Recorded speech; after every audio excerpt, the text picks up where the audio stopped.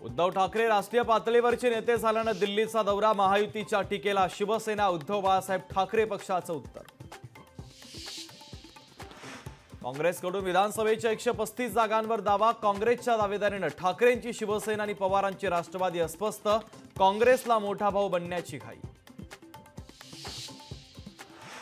विधानसभा निवडणुकीमध्ये कांदापट्ट्याची अजित पवारांनी घेतली धास्ती, कांदा निर्यात बंदीचा निर्णय पुन्हा न घेण्याची दादांची ग्वाही।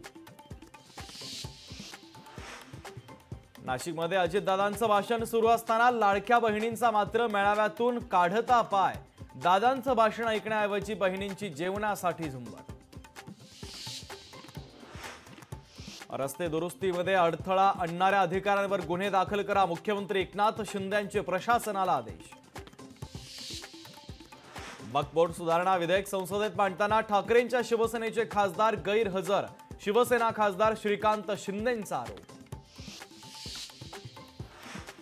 बांगलादेशात मोहम्मद युनूस यांचं अंतरिम सरकार, लष्कराच्या अधिपत्याखाली युनूस यांच्या कारकिर्दीकडे दक्षिण आशियातील सगळ्या देशांचं लक्ष।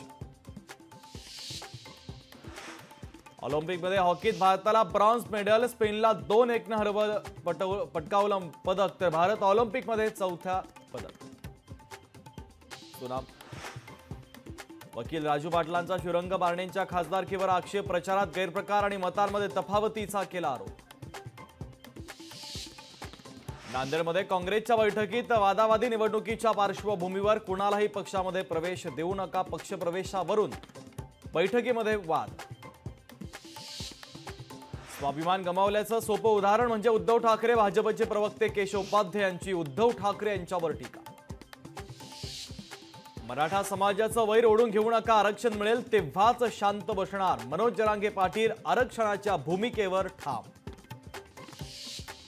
पूर्ण पक्ष सोबत घेण्याची अजितदादांकडे शक्ती, मुख्यमंत्री पद मिळालं असतं तर दादांनी पूर्ण पक्ष आणला असता, धर्मराव बाबा अत्रामांचं वक्तव्य। लातूर जिल्ह्यावर निलंगा मतदारसंघाचंच वर्चस्व, आमदार संभाजी पाटील निलंगेकरांचं वक्तव्य, आगामी निवडणुकीत निलंगेकर विरुद्ध देशमुख लढत होण्याची शक्यता।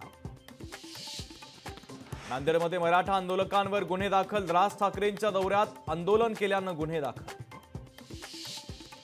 पैठणमध्ये विद्यार्थी गणवेशापासून वंचित, तालुक्यातील 29,000 विद्यार्थी गणवेशापासून वंचित। अमरावतीच्या जिल्हाधिकारी कार्यालयावरती काँग्रेसचा विशाल मोर्चा, शेतकऱ्यांच्या विविध मागण्यांसाठी काँग्रेस आक्रमक। सिंधुदुर्ग ते पुणे विमानसेवेला लवकरच सुरुवात होणार, नारायण राणेंच्या पाठपुराव्याला यश, विमानसेवा फ्लाय 91 कंपनीच्या वतीनं सुरू होणार।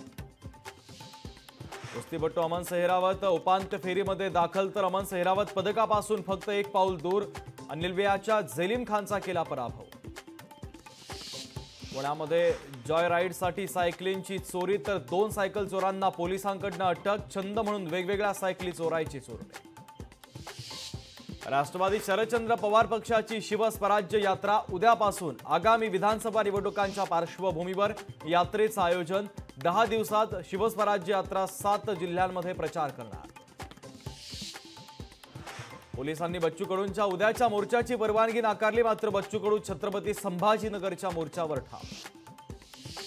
मुंबईकरांसाठी आनंदाची बातमी, मुंबई म्हाडातर्फे 2030 घरांसाठी सोडत जाहीर, ऑनलाईन अर्ज नोंदणीची प्रक्रिया उद्यापासून सुरू होणार।